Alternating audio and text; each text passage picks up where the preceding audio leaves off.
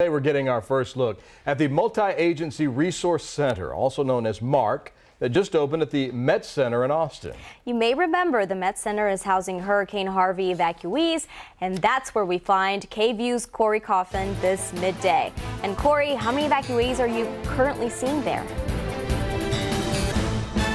Well, there are still a couple hundred evacuees at this location. You may remember the city of Austin originally had a mega shelter site that they were going to set up at the Austin Convention Center when the need was going to be about 7,000 people. Well, then they realized it was going to be much less than that, so they moved it here to this out of the downtown area and just off of Metropolis Drive. So this shelter obviously providing the very basics for people, right? Their food, a place to sleep, that sort of thing. But the MARC that opened up is going to provide some more services that are going to be needed in the coming days, weeks, and months for these survivors. Really important things like mental health help, vital records, and more.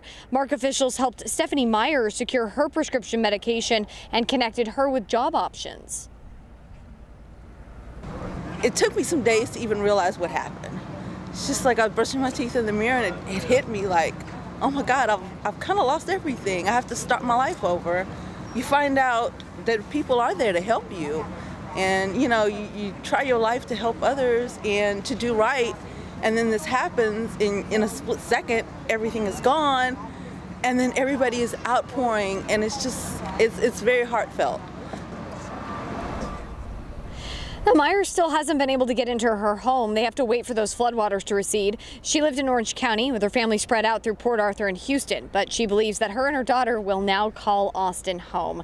There are 6 other recovery centers similar to this one in hard-hit areas around Texas, including Houston, Victoria, and LaGrange. To find the center nearest you, you can go to FEMA.gov. And FEMA also tells us about 640,000 people have registered for federal aid so far, and they've begun paying out about $193 million.